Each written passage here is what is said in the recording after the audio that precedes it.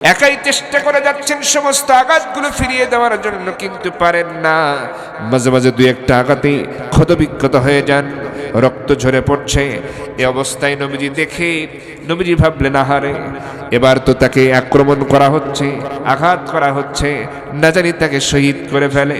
এবার নবীজি আল্লাহর কাছে দোয়া করলেন। ওই অবস্থায় রব্বুল আলামিন ইসলামের জন্য আমার নারী সাহাবী নুসাইবা যে অবদান রেখেছে, আমি তার উপরে সন্তুষ্ট।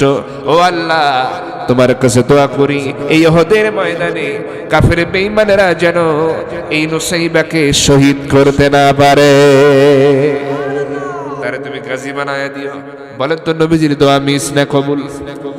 আমার ভাইরা, কবুল হয়ে গেল। পরবর্তীতে কি ঘটনা হলো আমি সময় থাকলে বলতাম, কারণ অলরেডি 11:50 বাজে। আমরা দোয়ার দিকে যেতে চাই, কি বলেন? কারণ অনেক লোক মোটামুটি কেউ মানে চলে গেছেন, যাওয়ার নিয়তেই গেছেন। চতুর্দিকে ঠান্ডা, মা বোনেরাও, যদি মা বোনদের জন্যই আলোচনা, কারণ এটি একটু প্রেরণা। এই ইতিহাস কিন্তু আমাদেরকে জানতে দেওয়া হয়নি। নুসাইবা বিনতে কাব রাদিয়াল্লাহু তাআলা আনহা, আমি কি এটা একটু শেষ করব? আবার ভাইয়েরা খেয়াল করেন, নুসাইবা বিন তিনি ক্ষতবিক্ষত হচ্ছেন আর ভাবতেছেন, যত আঘাত আসুক না কেন, জীবনের শেষ রক্তবিন্দু থাকা পর্যন্ত তরবারি চালাবো, কিন্তু শহীদ হব, কিন্তু ময়দান ছেড়ে পালিয়ে কখনো যাব না। নবীজি আবার তার উপর নির্যাতন আক্রমণের এই দৃশ্য দেখে দোয়া করলেন, রব্বুল আলামিন কাফেররা যেন তারে শহীদ করতে না পারে, তারে তুমি গাজী বানায়া দিও।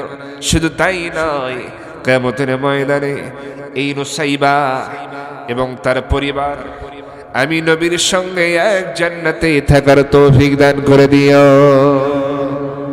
আমার ভাইয়েরা, যুদ্ধ যখন শেষ হয়ে গেল, নবীজি বললেন, শহীদদের লাশ এক জায়গায় করো, জানাজা পড়ায় দেব।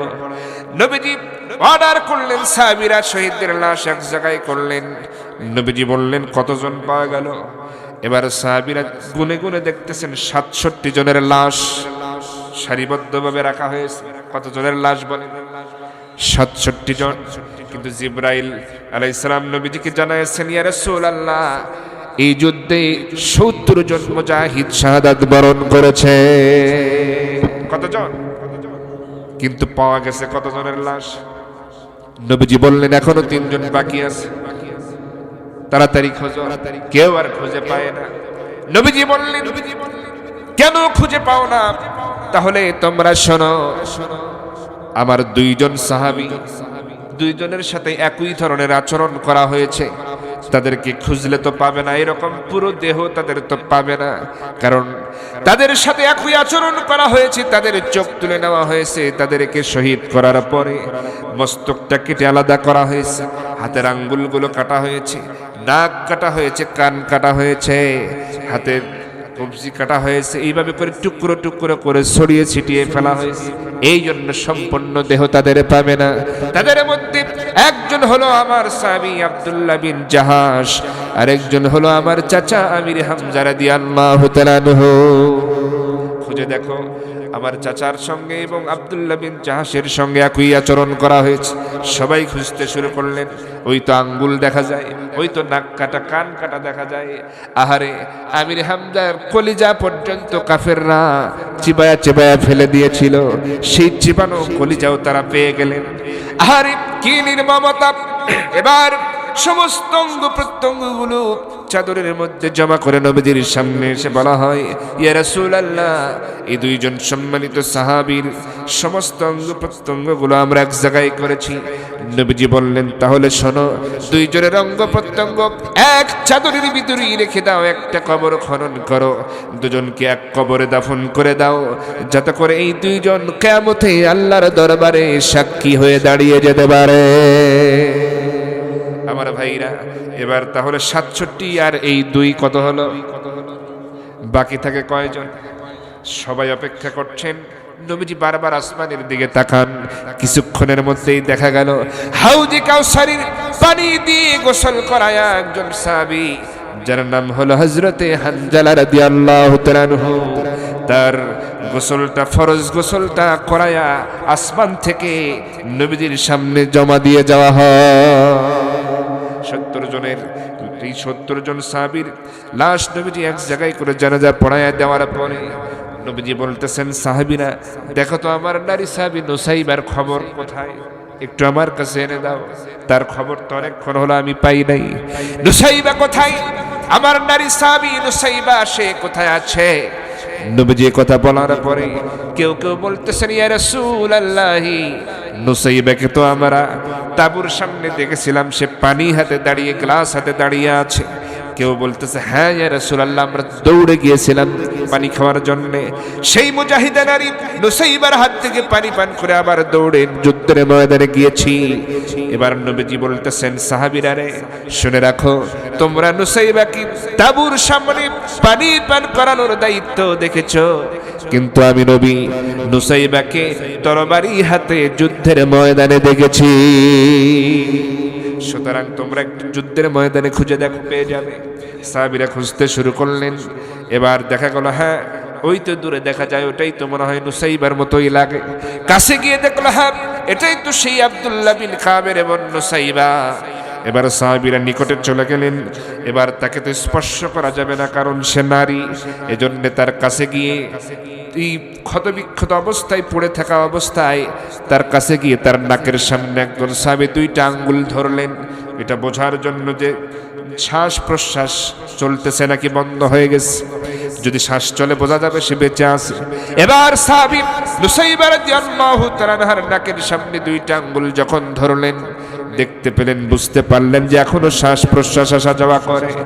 দৌড়ে চলে আসলেন নবীজির কাছে, এসে বললেন, ইয়া রাসূলুল্লাহ, নুসাইবা এখনো জীবিত আছে, তবে মনে হয় বাঁচানো যাবে, সম্ভব হবে না। নবীজি আর দেরি করলেন না, তাঁবুর দিকে লক্ষ্য করে বললেন, ওরে আয়েশা, ওরে আয়েশা, তাড়াতাড়ি করে কিছু নারী সাহাবীদেরকে পাঠায় দাও, কারণ নুসাইবা এখনো জীবিত, তাকে আনতে হবে, সেবা শুশ্রূষা করতে হবে। আম্মা জান আয়েশা এক বিন্দু দেরি করলেন না, কিছু নারী সাহাবীদেরকে পাঠায় দিলেন। তাঁবুর বাইরে তারা চলে এলো।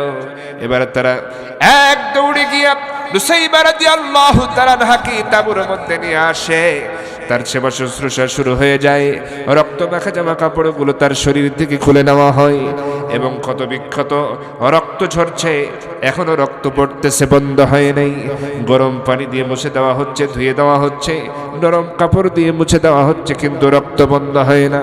নবীজি বললেন, আয়েশা রে, ভালোভাবে একটু তার সেবা করো, সেবা যত্ন করো। আম্মা জান আয়েশা বলতেছেন, ইয়া রাসূলুল্লাহ, একটা নয়, 2টা নয়, আমরা নারীরা এই নুসাইবার শরীরে গুনে গুনে 13টা আঘাতের চিহ্ন আমরা খুঁজে পেলাম, প্রত্যেকটা আঘাত থেকে রক্ত ঝরছে। ইয়া রাসূলুল্লাহ, দয়া করুন আমরা যেন রক্তগুলো বন্ধ করতে পারি। নবীজি বললেন, ঠিক আছে, চেষ্টা করে যাও।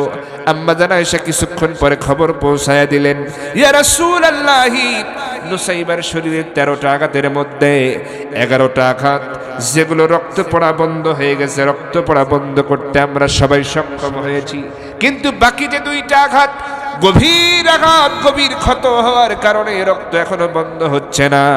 ইয়া রাসূলুল্লাহ, আমাদের আশঙ্কা হচ্ছে এরকম করে রক্ত পড়তে পড়তে রক্ত শূন্যতায় সে এমনিই মারা যাবে, শহীদ হয়ে যাবে, কোনো রাস্তা নাই।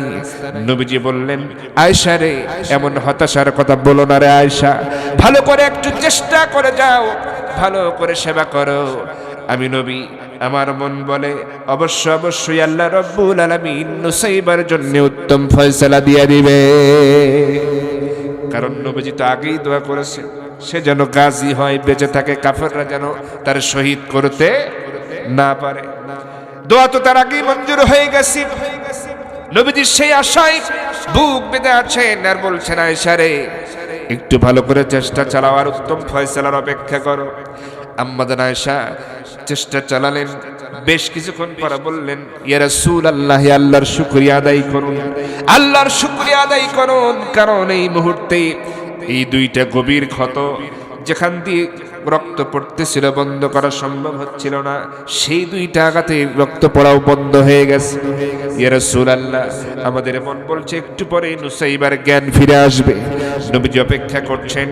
আম্মা জান আয়েশা যখনই দেখলেন নুসাইবা বিনতে কাবের জ্ঞান ফিরে এলো, আম্মা জান আয়েশা তখনই নবীজিকে লক্ষ্য করে ডাক দিয়ে বললেন, ইয়া রাসূলুল্লাহ, ইয়া রাসূলুল্লাহ, আল্লাহর শুকরিয়া আদায় করুন, আপনার নারী সাহাবী নুসাইবার জ্ঞান ফিরে এসেছে, সে জ্ঞান ফিরে পেয়েছে। ইয়া রাসূলুল্লাহ, আল্লাহর শুকরিয়া আদায় করুন।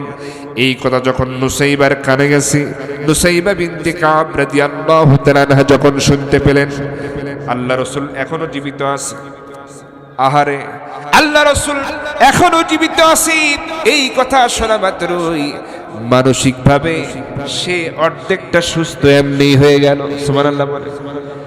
যখনই শুনতে পেরেছে ইয়া রাসূলুল্লাহ শুকরিয়া আদায় করুন, এখনো নারী সাহাবী জীবিত, জ্ঞান ফিরে এসেছে। নবীজির এরকম সব খবর শুনে অর্ধেকটা সুস্থ এমনি হয়ে গেল, কারণ সে তো যুদ্ধে ঝাঁপিয়ে পড়েছিল, নবীজি শহীদ হয়ে গেছে, নবীজিকে হত্যা করা হয়েছে, এইটা শুনে। কথা বলেন ঠিক কিনা? সেই যখন জ্ঞান ফিরে শুনতে পেল নবীজি শহীদ হয় নাই, হত্যা করতে পারে নাই তারা, নবীজি এখনো জীবিত, এজন্য মানসিকভাবে এত কষ্ট যন্ত্রণা ক্ষত বিক্ষত শরীর তবুও মানসিকভাবে সুস্থ হয়ে গেল।